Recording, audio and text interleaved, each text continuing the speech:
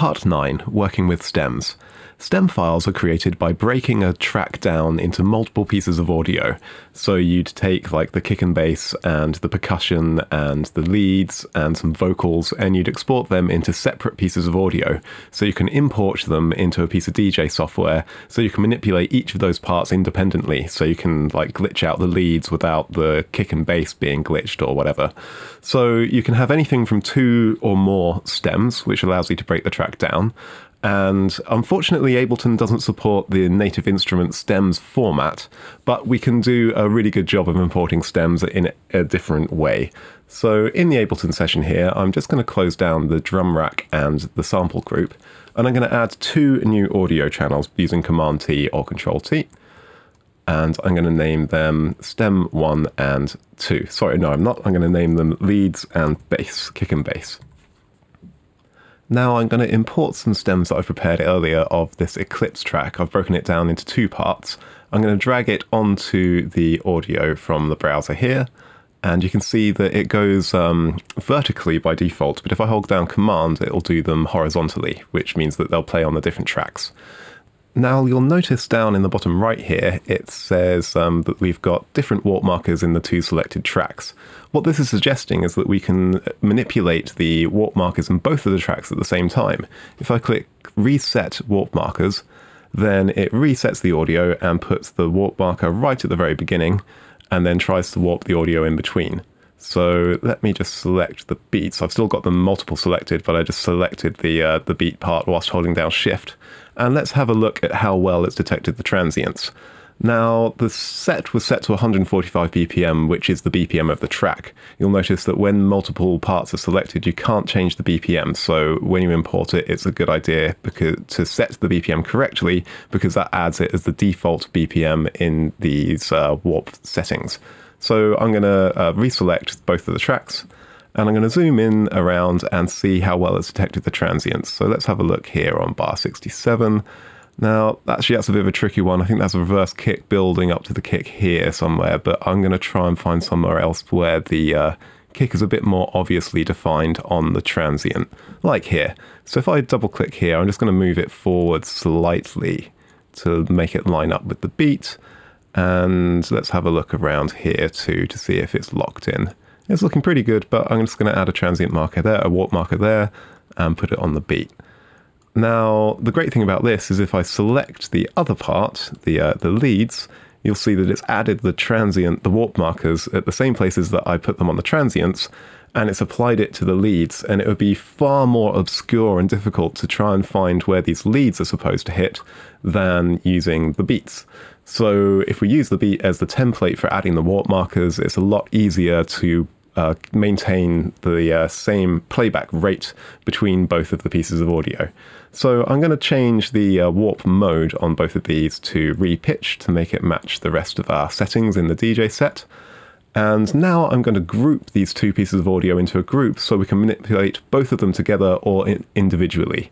So I'm going to hold down Shift and select them up here, either right click and click group, or do Command G, Control G. And I'm just going to call this stems, Command R to rename. So I'm going to just stop all of the clips that are playing at the moment. The easiest way to do that is to click this stop button here on the right hand side. So I'm going to hit that button, which has deactivated all of the clips in the grid. And now I'm just going to launch the 2 clips that are in our stems folder. We've got a play button here that will launch both of the stems, or we can play them individually. But because we want them to play together, I'm just going to launch them here. You can hear they're playing back at the same time, although there's no leads playing at the moment, but if I skip into the track, you can hear that the leads are playing back in time. I've just spotted it was distorting because this volume fader is turned up, so let's just click on that and hit delete to set it to 0 and see what sort of levels we're getting. So the thing about stems is that they don't have any mastering applied to them. Sometimes you'll find that you can run them through the same mastering chain that you would if the tracks were playing as one whole tune, but it's still a bit tricky and the levels can get a bit out of control. So we're going to have a look at making sure that the levels are sort of tamed, and we apply a little bit of mastering to the stems to make them stand up to the other tracks that are in the DJ setup. So let's have a look at the volume that's coming out of it. And it's not clipping, but it's not quiet. And let's see if we've got a few leads playing at the same time.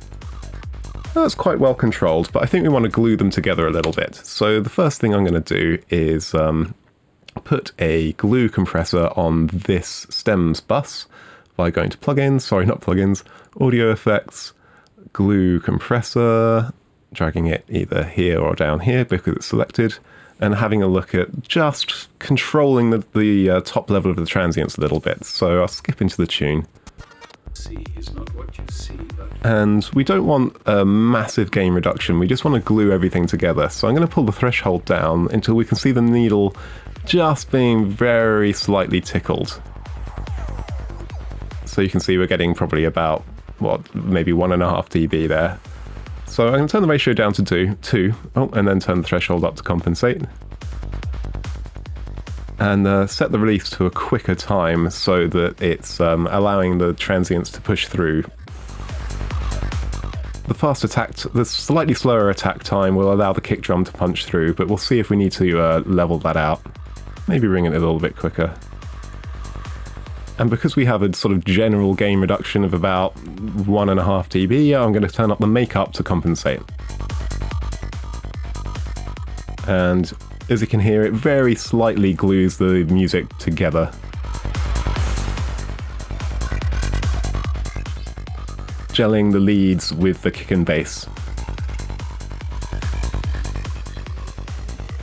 The next thing I'm going to put on is a limiter. So we're going to add a couple of dBs on here and set it to our -3 so we match up with the levels of the other tracks that are playing.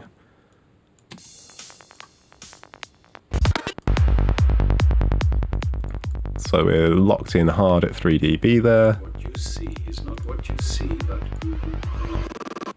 And let's turn the release quite far down so it's acting really rapidly, and turn the look ahead to 1.5 milliseconds. Okay, that's sounding okay. I think I'm going to put an EQ8 on before the limiter, and just have a look at how the spectrum is looking for this track. And it's a good idea to do this for the all of your stems. We can see that there's a lot of the low frequency information still kicking through here, so I'm actually going to put a low cut at the very bottom there at about 30 Hz, just to cut out the very low rumble that a lot of sound systems won't even be able to replicate, which will clean up our audio quite a bit and save us a little bit of headroom. Yeah, you can hear that's a bit tighter straight away. Turn up the Q a little bit, which allows me to turn up the frequency a little bit.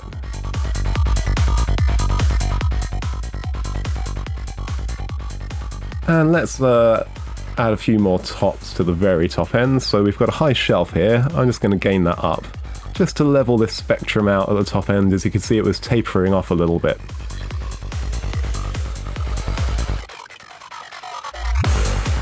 And because that's all pushing into the limiter, we're still not getting any overdrive on the output bus.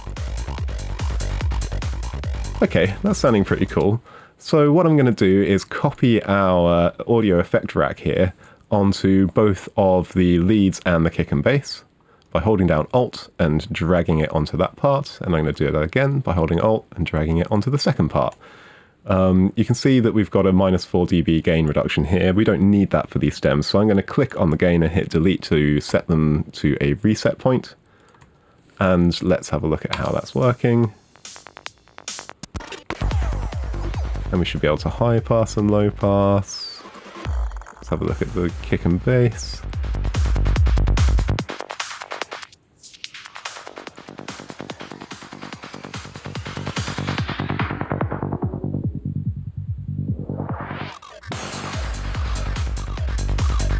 And we can affect our leads. I've got the tracks labeled incorrectly. I'm just going to swap them around.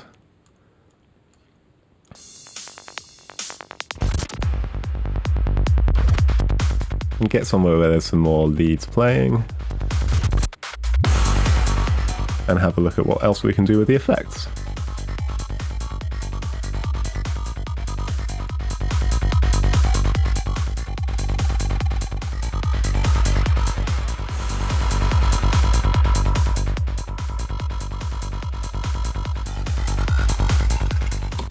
So as you can see, it's a really neat way of interacting a little bit more with your audio, and it really sort of blurs the boundary between live performance and DJing. It's a really neat way to just be able to connect more with the music. It's really simple to collapse this down so you can just launch those two stems, but the problem with that is you can't actually see the name of the audio files. I'm just going to drop down this EQ. So you can see the coloring, so if you want to remember what color your tracks are, that can help, but when you expand it, you can actually see the name of the audio in there, which is a little bit more handy for navigating it. You also get the same crossfader assignment, so if you wanted to, you could assign the leads to one side of the crossfader and the kick and bass to the other, which will allow you to crossfade in between the two, which is actually quite a neat effect. Let's just do an example of that.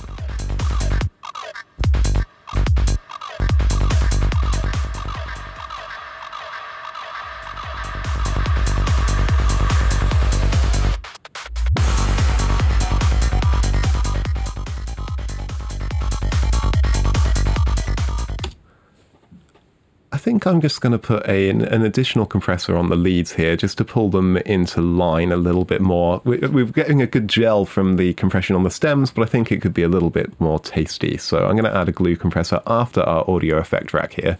I'm just going to play this part by itself. Let's skip into where the audio is playing.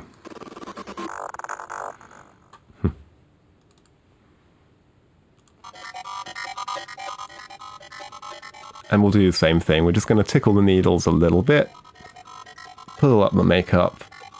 We're going to have a super fast attack and release on this one, and I'm going to leave it at the 4 ratio to just really glue it back together. And I think that that's going to make it sound a little bit more mastered, as it were. So I'm going to launch both of the stems together and just skip into that point of the audio.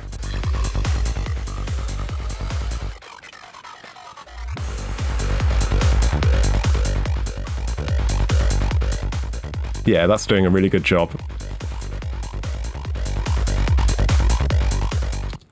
And also you can assign the entire stems group to a crossfader side. So if you didn't want to use the internal crossfading inside that group, we can drop it down and just set that up here. So we'll just put that on the B side, and it means we can mix it with another tune that's on our A side.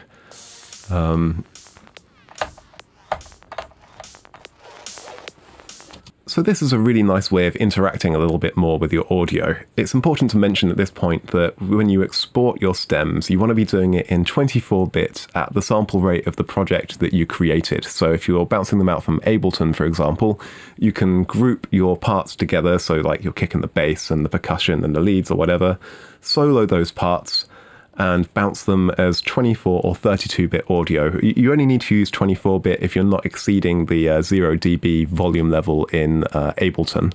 I recommend making sure that you don't do that and export in 24-bit, and you can do the same thing in Logic. If you select multiple channels together, right-click and say Collect Track Stack, you can solo that stack with, if you include all of your basses and things into one stack, and you can bounce them out individually.